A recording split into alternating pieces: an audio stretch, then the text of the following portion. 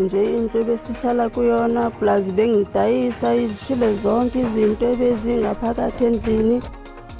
Umlilo utshabalalisa amatyotyomba aqikelelwa kumakhulu amathathu esiphingo kumazantsi eTheku. Masibathola ukuthi seyi-affectile amaphaphu bathi ngizophila nge-oxygen 24 hours. Luyangcungcutheka ngucimicimi usapho lwentombazane ephila nesifo semiphunga njengoko iphefumla ngesixhobo esisebenza ngombane.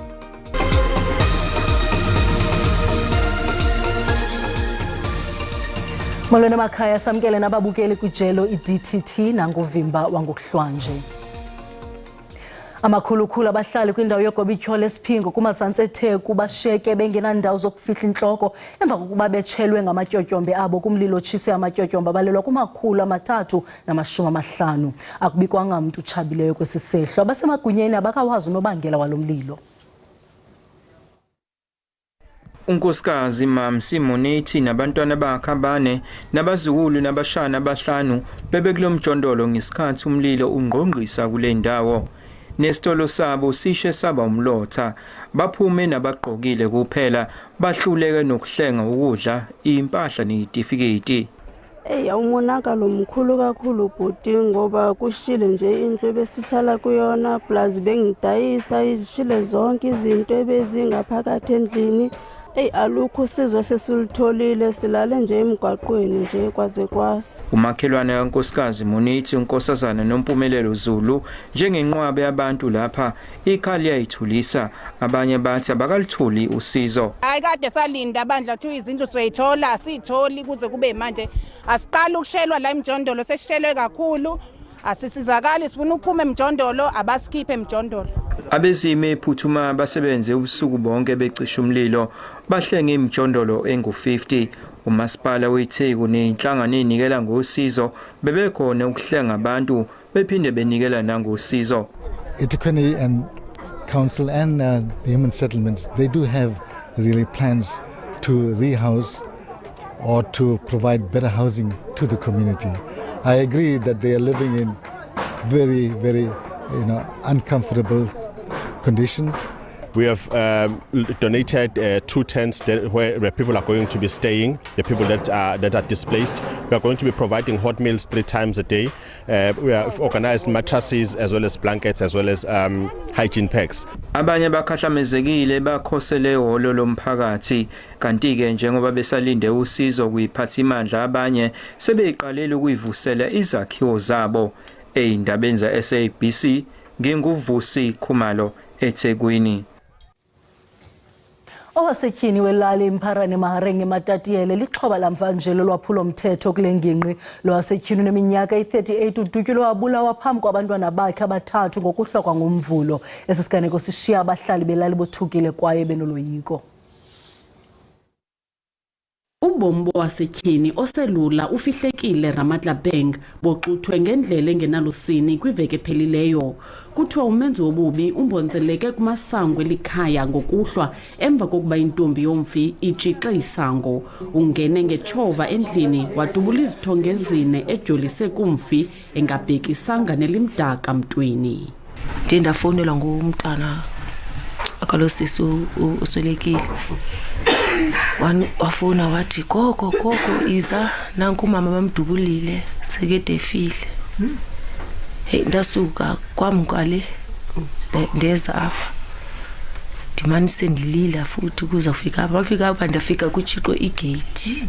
Abantwana abathathu bomfi bonke bengamantombazana phakathi kweminyaka emithathu, 7 ne-13 bashiyeke bedandathekile emphefumlweni ngenxa yesenzo simanyumnyezi. Abahlali balelali bathi amanina adlwengulwa abulawe umhlanezolo kulommandla. Abanye boyamanisa izenzo zolwaphulo mthetho nokungabikho kwamapolisa ekuhlaleni. Siziva siphatheke kabuhlungu futhi asithembi lutho ngoba ngoku sowusaba nokuphumela phandle emalanga. Into ekhona nje singathi nje amaphoyisa awewe kule ndawo namapolice station angale kude. Amapolisa ke acela naye nabani umuntu onowancedisa ngolwazi elinokukhokelela ekubanjweni komenzi wobububi. atsalele umnxeba umphandi wetyala ongu-warrant officer Nkosinathi Bene kwinombolo ethi 082 515 3179 okanye inombolo kaCrime Stop engu-08600 10 111. Umfi uza kungcwatyelwa eMpharane Mahareng ngomgqibelo. Kwiindaba ze-SABC ndingifundiswa Mhlekude eMatatiyele. Isine esityholwa ngokuncedisa umbulali isidlwengu Thabo Bester siza kuvela kwinkundla kaMantye Bloemfontein ngomso. Aba baquka isithandwa sikaBester uGqirha Nandipha Magudumane ojamelene namatyala amane kuquka elokubulala, elokuncedisa ukubhunga kwebanjwa, urhwaphilizo nelokuphatha gwenxa imizimba yabafi. Kukweli dama apho kwafunyanwa khona umzimba udada ekutyholwa ukuba webiwa nguGqirha Magudumane. Iveki ezimbalwa emva kokuba wawubanga kwiziko logcino zidumbu ngelithi nguyise. Oku kukulandela amaxesha ngokwenzeka kweziganeko kusukela kweso sogiliso abaleke. uGqirha Nandipha Magudumane uleqisa kwiziko likarhulumente logcino mizimba eBloemfontein ufika ubanga umzimba ngelithi ngokayise. Hayi ke uziswe nyani umzimba. Nini nangolo mzimba uponwa emlanjeni ngomhla wama-29 kweApril 2022. Igqiza le-SABC likhangelela ifumana indoda eyachola lo mzimba. Find it over there was either KY slapsack, whatever you want to call it. He was busy picking up wood. Uthi wabona into engaqhelekanga wayivula ze wafowunela amapolisa. Abamelwane barhanela unyawo lwemfene ngalo mzimba kwa oko. I could see a lot of lights and I could see cars going through the gate of the plot and going towards the riverside. Now those who went close, they said that body was wrapped. Ifoto eyathwetyulwa ngomnxeba ngamanqina ngalo mhla ukucholwa komzimba ihambelana ncamashi nomhla ochazwe ngamapolisa kwikomiti yeParlamente kule veki. It was taken to the government mortuary. In the government mortuary, then they identified the body as the one they already worked on, of which it was claimed by the doctor on the 23rd of April. Abahlali balommandla bothuke babanda besakufumanisa ukuba lo mzimba woyanyaniswa netyala lesikrelemnqa uThabo Bester. Amaqela ogutyulo sekhondweni lokucoca imibhobho engangekhilomitha ezingama-200 phambi kwexesha lobusika elililinge lokuthintela izikhukhula. Ukanti esi sixeko sithi sele sigqiba iphulo lokucoca 190 kilomitha eyenzelwe ukunciphisa izikhukhula ezithanda ukuxhaphaka kummandla wemetro. Ilokishi zithanda ukuba zizigculelo zezikhukhula rhoqo ngobusika, ukulahla izinto ngokungekho semthethweni ngenye yeengxaki ezingundoqo ezithi zikhonxe kwinkqubo yogutyulo lelindle. It causes a blockage inside the stormwater drain. Then that water from the stormwater drain goes down to your drain on the street. Then it gets flooded. Esisixeko sithi inkqubo yemijelo yamanzi amdaka neyemveli yogutyulo ihambiselana nokunyuswa kotyalo-mali kwiziseko zophuhliso ukunyusa umgangatho wogutyulo lwelindle ingakumbi kwiindawo ezintlithekeleyo ngokwemo yentlalo. Other times they have to use an old-fashioned pulley and bucket system to get all the muck and junk out the pipe. Kubongoziwe ukuba iingingqi ziyithathele ingqalelo inkuseleko yabasebenzi bebhunga nanjengoko beqhubeka nomsebenzi wabo. We as a city recognize that this is a massive risk, not only to ensure that service delivery continues in these areas, but to the life actually of the staff as well. Nangona nje iqumrhu lenkonzo zemo yezulu eMzantsi Afrika liqikelele ukuna kwemvula engenabuzaza kwele ntaba etafile kobusika, isixeko seKapa sithi siyaqhubeka nentsebenzo yokunqamla uquluka ubhode ongaqhutywa ngamaqhwana zizikhukhula. Kutarhuzisiwe ukuba abahlali badlale indima yabo yokunciphisa umngcipheko wezikhukhula ngokukhulula iinkqubo zogutyulo zelindle ezindaweni zabo, yaye bakubike ukukhonkxeka nokuphuphuma kwemibhobho qu nokulahlwa kwenkunkuma ngokungekho semthethweni. Kwalapha ezindabeni umnumzana Fikile Mbalula uthi ANC iza kusebenzisa isakhono somsebenzi njengesikali sokuba zigcinwe okanye zigxothwe kusini na iinkokheli zayo. Kona masiqale evenkileni.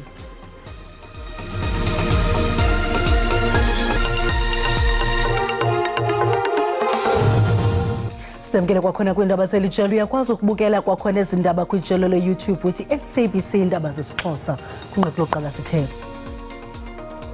Amakhulukhulu abahlali kwindawo yogobityholo esiphingo kumazantsi eTheku kwiphondo laKwaZulu-Natal bashiyeke bengenandawo zokufihla intloko emva kokuba betshelwe ngamatyotyombe abo kumlilo otshise amatyotyombe abalelwa ku-350. Akubikwanga mntu utshabileyo kwesi sehlo.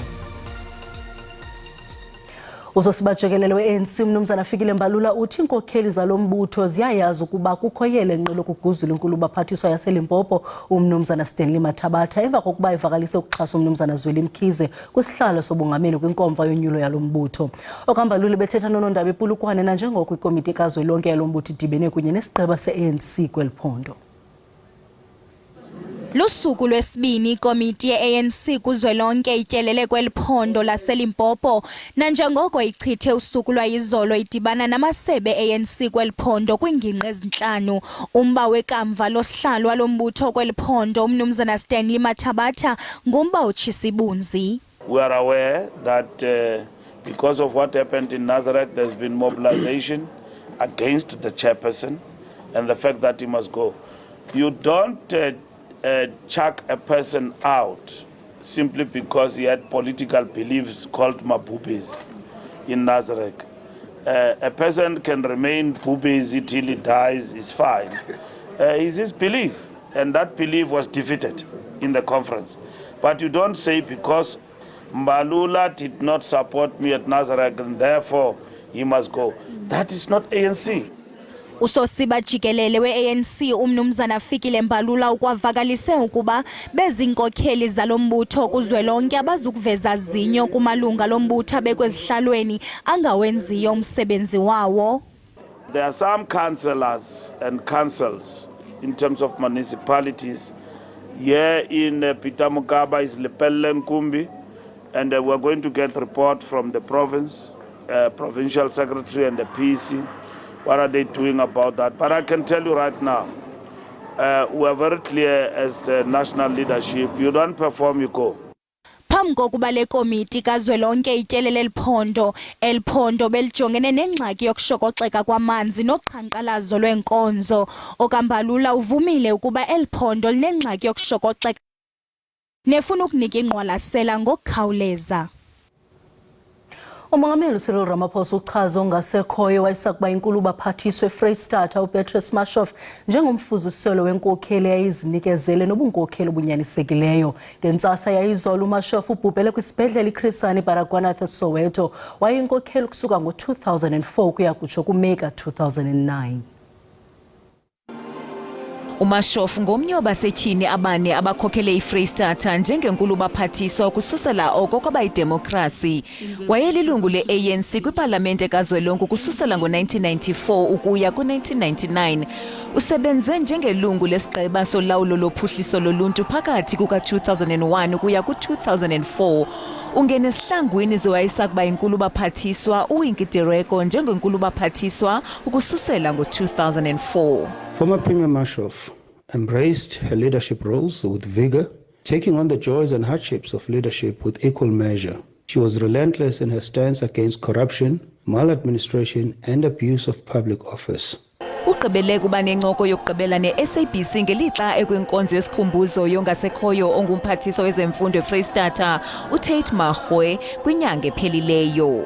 He always used to say that if there doesn't help to sit and do nothing, you need to use your time and use it productively. Kutshanje ebenyulwe kuba abe yinxalenye yamaqala.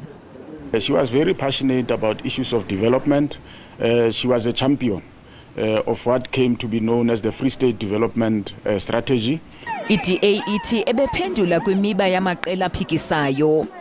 We remember Beatrice Mashov as a premier who was responsive to issues relating to the people of the Free State. Ikhosati kweliphondo ithi ebechasene kwaphela norhwaphilizo kwaye ezinikezele nokunceda abatsalanzima. ICOPE yona ithi ebebonwa njengeqaqa phakathi kwamaqabane akhe ngenxa yokuchasa urhwaphilizo. Usapho lwentombazana iminyaka engama-21 ephila nesifo semiphunga uKarabo Baloyi luthi loyikisela ubomi bomntwana walo njengoko ilizwe likwisigaba sesithandathu socimicimi wombane. Luthi esi sifo senza kube nzima kuye ukuphila ngaphandle kombane ixesha elide. Ukarabo Baloyi oneminyaka 11 ephila nesifo semiphunga bronchitis ngelamangesi woyikisela ubomi bakhe njengoko ilizwe lijongene nomngeni kadanyacimi wombane. Uthi le meko isongela ubomi yenza kube nzima ukuba ahlale iiyure ezininzi ngaphandle kombane. Condition ebizwa nge-post-TB bronchitis, which is affecta ama-lungs, amaphaphu yawa-attack abenimbobo from TB. Ngiqale in-2013 ukuba nalento ngaba ku-treatment ye-TB for 2 years.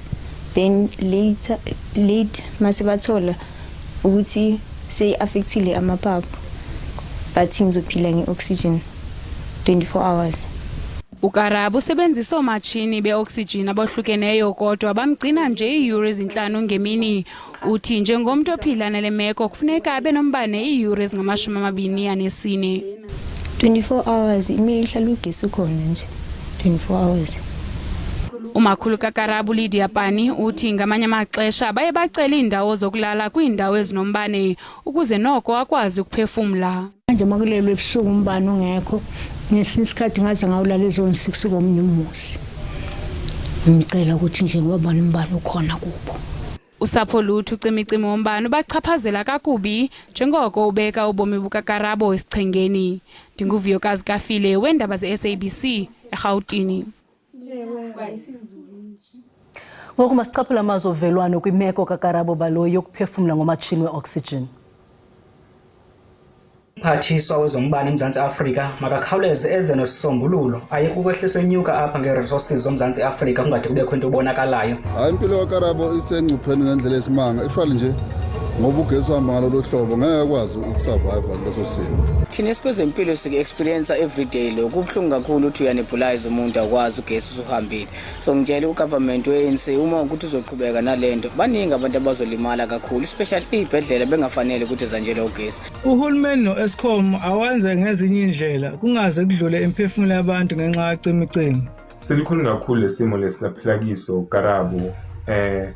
Kuthi nje ungacabanga ukuthi kunebantu labaphila ngaphansi kwesimo lesikanje ufuneka ukuthi ube grateful ngempilo. Izindaba ezibuhlungu kakhulu ke ngokwezala entwazana, kodwa ke kakhulu ngizambulela no-SABC lo ngohambisa indaba ezibuhlungu zomntana enzela ba umntana azokwazi ufumana incede. Sisengxakini enkulu ile ndima yale load shedding apha eMzantsi Afrika. Yanga urhulumente okanye isebe lezempilo lingangenelela. Urhulumente makaqinisekise ukuba abantu abanengxaki efana nekaKarabo banespare somatshini ngendleko zikarhulumente. Ibuhlungu ke ngokulena caba umntwana azavela aphefumle ngabo machine yafuneka ichajiwe kodwa kukho le load shedding iphazamisayo. Iyimbi ke ngokuyinto yalocimicimi xa seyihamba futhi idibanise nempilo zabantu phakathi. Yabona olasapho xa kubonakala uba umntana walo uxhomekeke kwabomatshini ukuze aphefumle. Amakhulukhulu entlanzi ezife kwidama laseHardebe Sport kwiveki ephelileyo awazange afe ityhefu kodwa bekushokoxeke umoya wempilo. Ingcali kwezokuloba esindise amawakawaka ithi kuye kwafuneka impompe umoya ococekileyo kwidama. Ukusebenzisa amaphenyane nezikhephe ukuloba kokona kwenza umtsalane kubakhenkethi eHardebe kwaye ingcali zithi ukufa kubangelwa kukushokoxeka komoya ococekileyo kwidama. A lot of fish died, and mainly our main suggestion, but it's 100% proof already, was the oxygen levels that dropped a lot because of the hyacinths that closes the whole area, and then there's no life underneath the hyacinths, so the oxygen is less and the fish start dying. Ushishino luthwaxeke kakhulu. from a club side of things, it's affected us immensely with finances. Obviously, with that income of boats getting launched, it's a big problem. Isebe lamanzi nogutyulo lwelindle lithi linolwazi ngokufa kweentlanzi eArtis nalapho lonyule umboneleli nkonzo oza kujongana nale miba. The department has recently appointed its entity, Magalies Water, to develop a resource management and remediation plan in order to address the poor water quality in the upstream of that catchment of the dam, which has led to water pollution and compromising water quality and the use of that dam. Iingcali zeentlanzi zigxeka ukuthutyeleziswa kwezityalo ezingaqhelekanga. Isityalo ihyacinth sathutyeleziswa ngenjongo yokuhombisa iindawo ezigcina izilwanyana zasemanzini. Sibulele mawethu ngokusibuleka indlebe zangomso siza noxa bethu ngesizulu kamnandi mawethu.